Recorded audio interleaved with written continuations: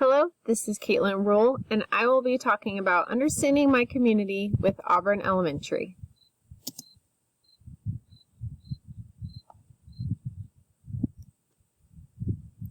So to start off with sociological inventory, our location, our whole district takes up about 128 square miles of southwest Shawnee County. So the district that Auburn Elementary is a part of is the Auburn-Washburn district.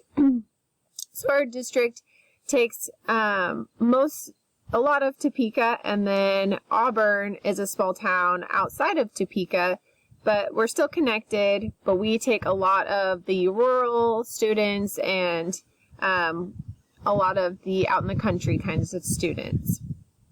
So our population for our district is about 6,400 students, but for our school, we have around 300 of those students.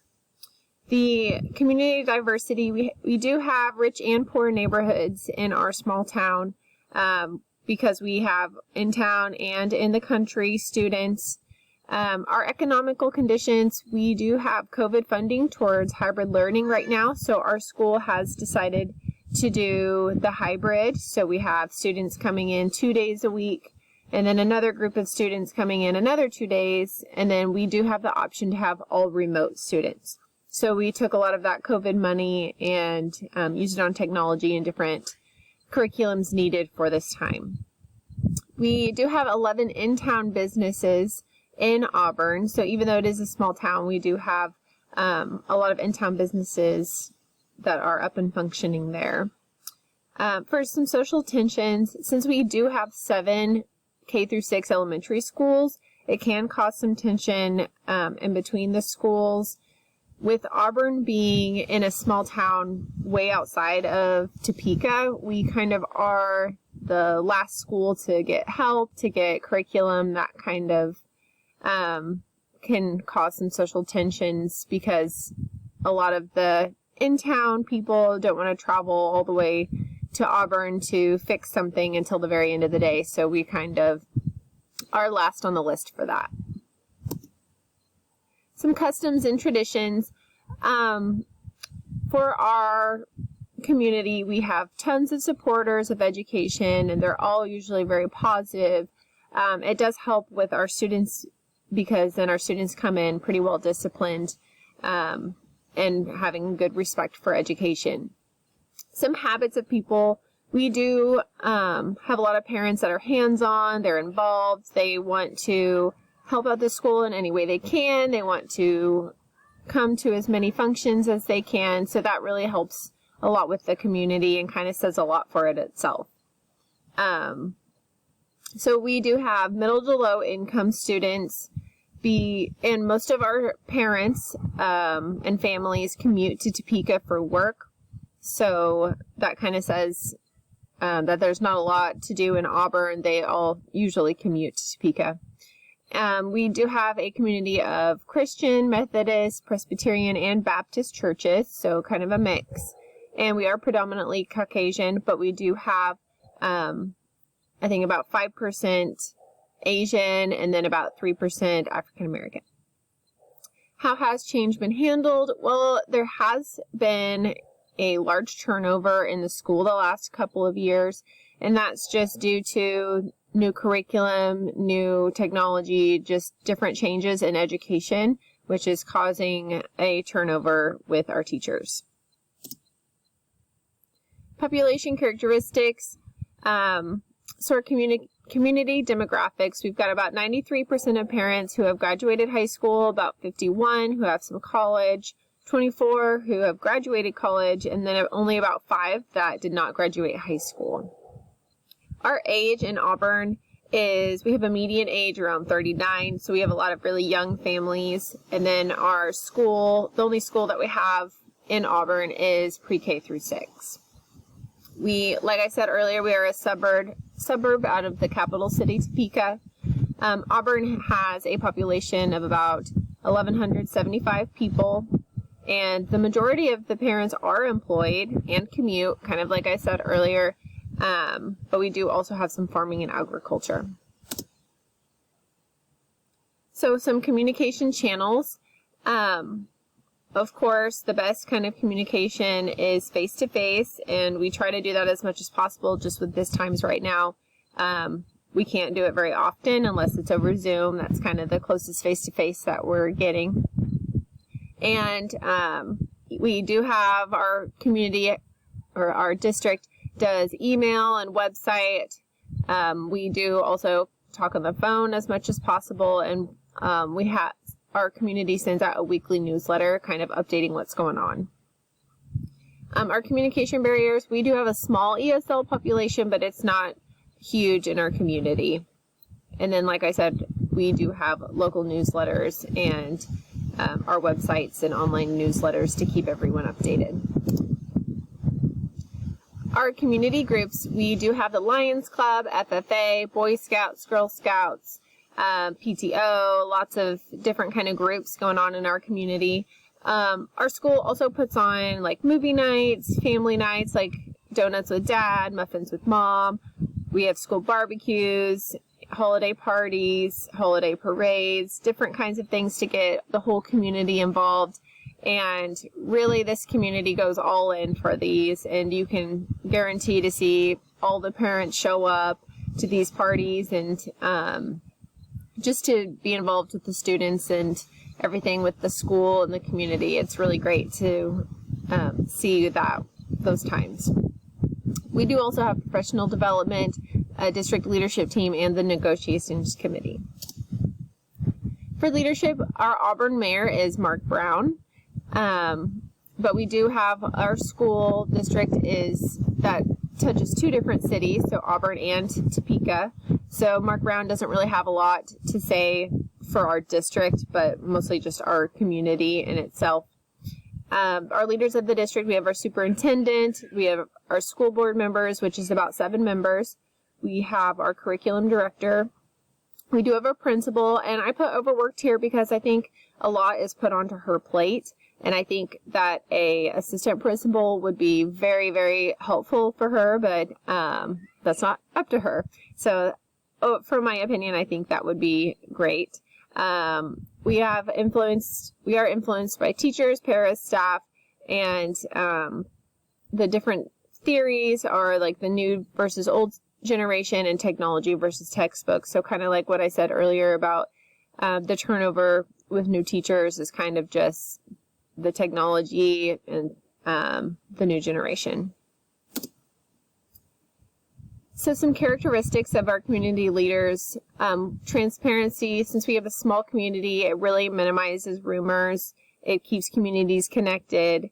Everybody's very dedicated, spending long hours to plan these parties and festivities.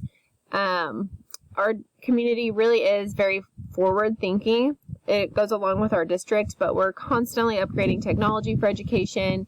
We're sending teachers to professional developments, and we're upgrading curriculum. Some economic conditions. So like I've said, everybody usually commutes to work, so commutes to Topeka. We have a median household income and a lower unemployment rate of only about 3.5. So the average house in the city is about $112,000 as of 2017. So that kind of shows where our property value is in town. And the lower property value in rural Shawnee County. Many students do live in rural, so out in the country. But one positive about Auburn is we have 100% bus transportation. So no matter where the student lives out in the country or in town, they can be picked up by bus for school. Our political structure, we have some numbers here kind of on what our money was spent for in the last year, 2019. There was a question, can we separate politics from education? And I said no. I really think that the state has the choices on what most education can do, and so we can't really pull politics away from that. Our district is also a parent pleaser district, so they do listen to the parents. They do want to know what the parents think, and when the parents tell what they think, we usually do or go in their favor. Some social tensions. We really don't have any racial confrontation. We are a small school, very rural, and some causes and reasons of no tension, I think, is because we're so small, and the majority of the district is in Topeka, so that could be where a lot of tensions hold. We also are a community with a very low crime rate. Some extra sources of information. We do have a local library, city directory. We use social media. We have a town museum. There are lots of different things to find those information in our community, and also to be able to be involved and see what's going on with the district. Some power structures. We have elected officials like our school board members, superintendent, mayor, governor, county attorney, and those demographics are that a majority of them are males, average around 40 to 65 years old, and we do have also a lot of owners of the local businesses around town. Some multicultural issues. Some needs are that we have very, very involved parents, so we need to keep them informed. We need to keep them in the loop to be able to keep everything going very smoothly. We weave the culture into the schools, so we have displays, written materials, menus, customs. We use a CI3T method for our school, and a CI3T method kind of is an expectation for all grades in the school to do the same kind of classroom management and expectation. So someone like a kindergartner could get a reward from a 5th grade teacher for doing the right thing. They just know wherever in the school that they can earn an expectation, we call them ticket, to from any adult in the school for doing the right thing. So we try to keep those expectation posters all throughout the school so everyone knows how they can earn those and follow the rules. We do have dress codes like jeans on Friday, and we celebrate pretty much all of the holidays.